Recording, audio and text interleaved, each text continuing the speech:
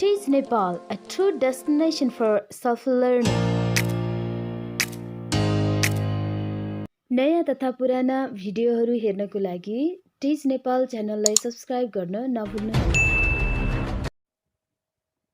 Hello and namaste to dear students and all our valued viewers. You are once again welcome to Teach Nepal. I am Ramesh Adhikari. Today I am going to present you a new lesson of grade 11 compulsory English new course, that is reading part of unit 6. In this video, I'll deal with all the difficult words, main points from the reading text and all the exercise including vocabulary and comprehension exercises short.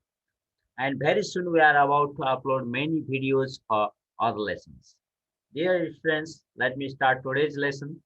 I hope you will all watch the video till the end to get the complete understanding of the lesson. Before I begin, I'd like to request you to subscribe our channel for many other videos and new updates. Please don't forget to press the notification bell icon to get notified about our new videos automatically.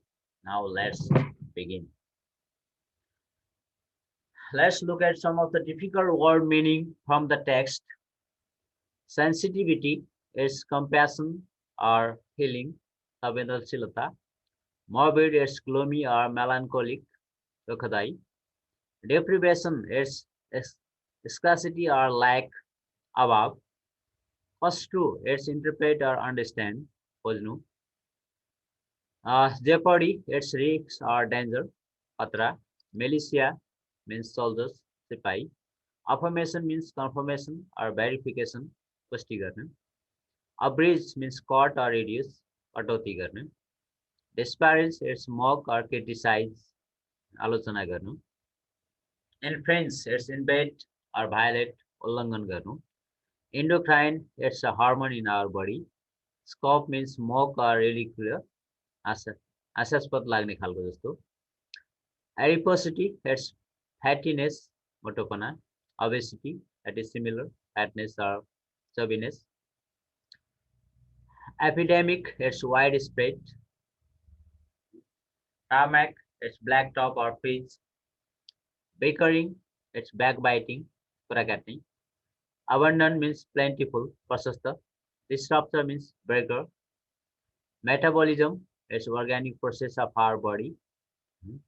Circadian, it's daily or 24-hour it means. Elevated means raised, बढेको अवस्था. Ramble means walk or eye. Let's look at the main points from the reading text. There are plenty of other ways to stay slim besides dieting and exercise. हामीले जानेको तौल घटाउने एउटा उपाय भनेको dieting गर्ने, खाना कन्ट्रोल गर्ने र एक्सर्साइज गर्ने भन्ने मात्रै बुझेका छौँ हामीले. Moreover, not only humans, even animals kept on the same highly controlled diets for decades were found becoming heavier. तर के भइरहेछ भन्दाखेरि स्टडीले के देखाएको छ, मान्छेहरू मात्रै होइन, जनावरहरू पनि त्यसरी डाइट कन्ट्रोल गरेर हैन राखेको चाहिँ एकै ठाउँमा राखेको जनावरहरू पनि मोटाउँदै गइरहेको देखिएको छ. त्यो कारणले गर्दाखेरि त्यो मात्रै होइन रहेछ भन्ने कुरा बुझाउँछ यसले. Here are some tips to stay slim and trim. यहाँ डाइटिङ एक्सर्साइज बाहेक अरू केही उपायहरू टिप्सहरू यहाँ दिएको छ तपाईँको तौल घटाउनको लागि, स्लिम बन्नको लागि. The first one is get vaccinated. One common cold virus, adenovirus 36 or AD36, has been linked to obesity. So vaccination can be simple and effective strategy to stay slim. एउटा अध्ययनले देखाएको छ एउटा चाहिँ कोल्ड भाइरस AD36 भन्ने भाइरसले तौल बढाउन मद्दत गर्छ भनेर त्यो विरुद्ध भ्याक्सिन लगाउँदा पनि हामी स्लिम बन्न सकिन्छ रहेछ. Next one is chill. Take a deep breath and say Om. Stress triggers eating high calorie food and will gain weight.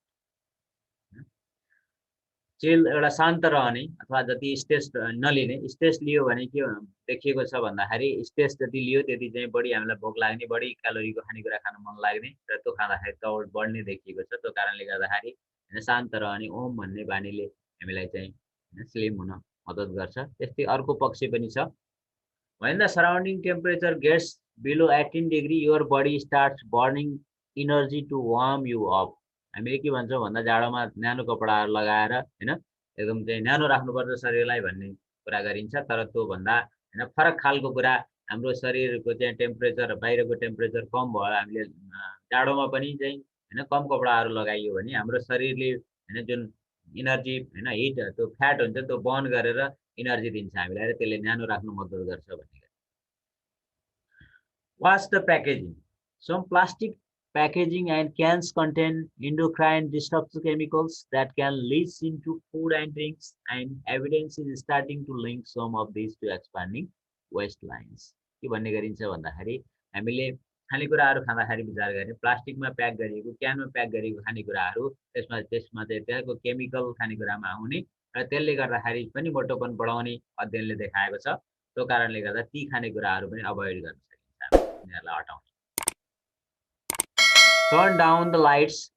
Several other studies have found that shift work makes people fatter. Light at night might alter circadian clock genes, changing an individual's metabolism. So avoid blue wavelength of light at night LED bulbs, which are known to be especially disruptive to circadian system. लाइटमा पनि धेरै expose नहुने, विशेष गरी राति काम गर्ने मान्छेहरू पनि बढी मोटाएको पाइएको छ र लाइटमा बढी एक्सपोज हुँदाखेरि एलईडी लाइट हैन त्यो खालको चाहिँ ब्लू वेभलेन्थ लाइटहरुमा बढी एक्सपोज हुने मान्छेहरूको पनि फ्याटनेस बढेको पाइएको कारणले गर्दा तिनीहरूबाट जोगिने कम बस्ने light. Move to the country. Breathing polluted air can cause extra fat to accumulate around your stomach and you also make your cells less sensitive to insulin, increasing your risk of developing type 2 diabetes. It might be worth picking a rural ample over an urban job. अध्ययनले के देखाएको छ भन्दाखेरि प्रदूषित ठाउँहरुमा शहरहरुमा प्रदूषणको कारणले गर्दाखेरि पनि हैन त्यसले चाहिँ हाम्रो शरीरलाई फ्याट बनाउने अथवा चाहिँ इन्सुलिनलाई मा चाहिँ इन्सेन्सिटिभ बनाएर हाम्रो चाहिँ त्यसलाई टाइप 2 डायबिटिज हुन सक्ने सम्भावना बढ्ने पोल्युसनले गर्दाखेरि त्यो देखिएको छ। त्यो भएर शहरमा मर्निङ वाक गर्नुको सट्टामा गाउँतिर चाहिँ हैन डुल्न गयो भने त्यसले गर्दा पनि हामीलाई फ्याटनेस घटाउन मद्दत गर्छ भन्ने कुरा छ। Have a lie-in. Too little sleep can make you fat.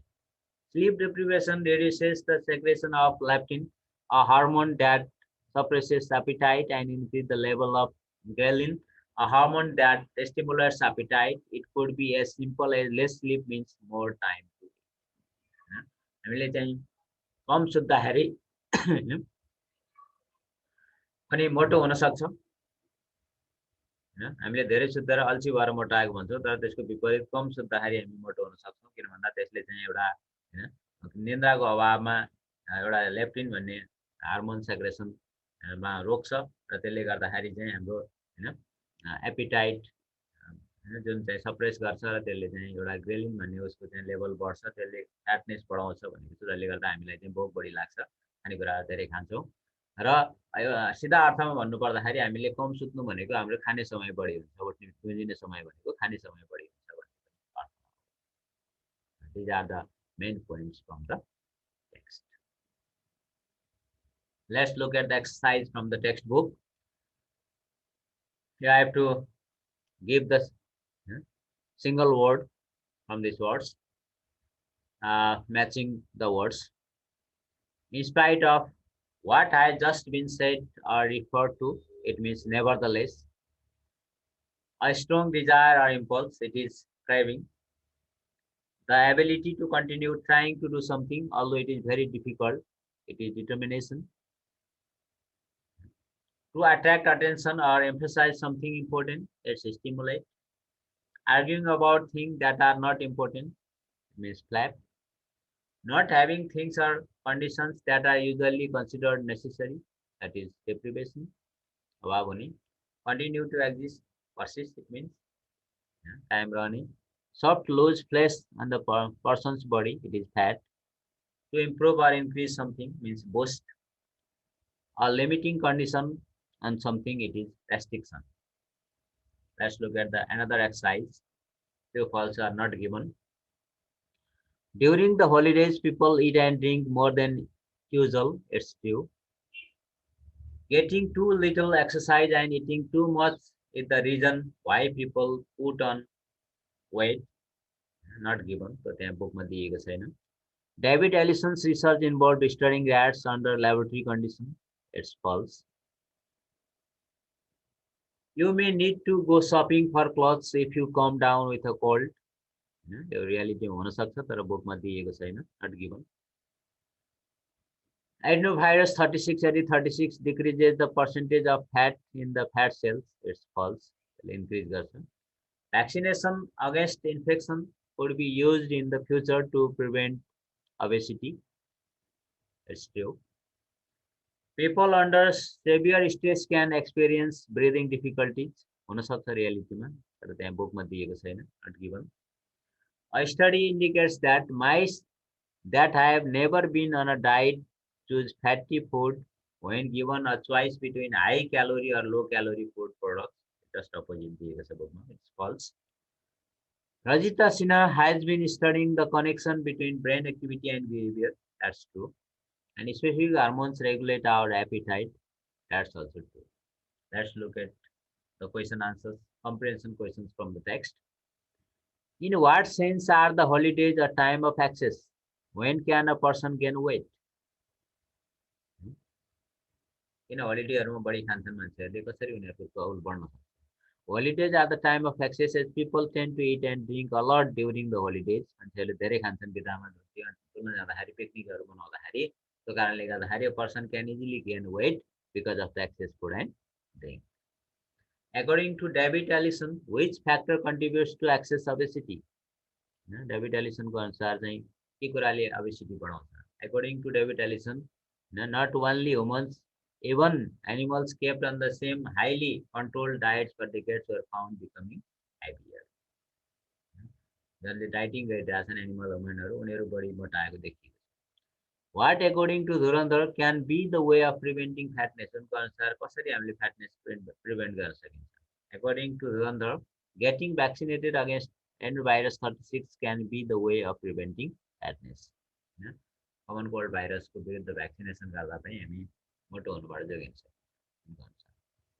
What is the relationship between chill and obesity? How can staying home help reduce fatness? Chill र obesity को चाहिँ के छ सम्बन्ध? ओम भन्दाखेरि कसरी हामीलाई चाहिँ मोटोपन घट्न सहयोग गर्छ? Om. Stress triggers eating high calorie food and you will gain weight. चाहिँ हामीले चिन्ता लियो बढी भने यसले चाहिँ हैन हामीलाई बढी भोक लाग्ने बनाउँछ र हाम्रो तौल बढ्न सक्छ. तर ओम भनेर हामी शान्त रहन सक्यौं भने यसले हाम्रो चाहिँ काम डाउन गर्छ स्ट्रेसलाई जसले फ्याट रिड्युस गर्न हेल्प गर्छ. Why is it necessary to be careful while buying plastic packaged food? किन हामीले प्लास्टिक प्याकेज फुडहरु किन्दाखेरि चाहिँ हैन हामीले ध्यान दिनुपर्छ भन्दा it is because some plastic packaging and cans contain endocrine disruptor chemical that can leach into food and drinks and evidence is starting to link them to obesity. त्यसैले endocrine disruptor chemical त्यहाँबाट प्लास्टिकबाट क्यानबाट फुडमा आउन सक्ने भएको कारणले गर्दा र त्यसले चाहिँ हाम्रो मोटोपन बढाउन हेल्प गर्ने भन्ने देखाएको कारणले गर्दाखेरि हैन प्लास्टिक प्याकेजिङ र क्यान प्याकेजिङको फुडहरु नखानु ठीक हुन्छ. Why does Nelson suggest avoiding blue wavelength of light at night? उनले चाहिँ किन राति blue wavelength light मा चाहिँ नबस्ने भनेका छन्? It is because light at night might alter circadian clock rhythms, changing an individual's metabolism and increase fatness. त्यो कारणले गर्दाखेरि हैन त्यो चाहिँ हाम्रो नाइट शिफ्टमा काम गर्नेहरुलाई चाहिँ हाम्रो शरीरको मेटाबोलिजम जुन circadian 24 आवर क्लक हुन्छ त्यसको चाहिँ विरुद्धमा जान्छ त्यो कारणले गर्दाखेरि यसको मेटाबोलिजमले हाम्रो फ्याट इन्क्रिज गर्न हेल्प गर्छ भन्ने कुरा आएको छ. How does breathing polluted air affect one's fatness? कसरी चाहिँ प्रदूषणले गर्दाखेरि मोटोपन बढाउँछ? Breathing polluted air can cause extra fat to accumulate around your stomach. त्यसले चाहिँ हाम्रो पेटमा बढी फ्याट हैन केन्द्रित गर्न हेल्प गर्छ. त्यसै गरेर इन्सुलिन प्रति लेस सेन्सिटिभ बनाएर टाइप 2 डायबिटिज पनि बनाउन सक्छ. What is the link between sleep and weight? निन्द्रा र चाहिँ तौलको बिचको कस्तो सम्बन्ध? Sleep deprivation reduces the secretion of leptin. Leptin भन्ने हार्मोनलाई चाहिँ यसले घटाउँछ हैन. निन्द्रा कम भयो भने त्यो हार्मोन कस्तो हो भन्दाखेरि यसले हैन एपिटाइटलाई सप्रेस गर्छ त्यो हार्मोनले. त्यो हार्मोन घट्नेबित्तिकै हाम्रो एपिटाइट बढ्छ, भोक बढ्छ, हामीले धेरै खानेकुराहरु खान्छौं र जसको परिणामस्वरूप हाम्रो तौल बढ्छ. त्यसरी यहाँ अब फुड र डाइटिङ बाहेक अन्य कुराहरु कसरी हामीलाई चाहिँ स्लिम रहन हेल्प गर्छ भन्ने कुरा ध्यान दिएको छ हैन. Thank you so much for watching the video. If you have any queries and confusions about today's lesson, please feel free to write a comment in the comment section below. Thank you. Thank you very much.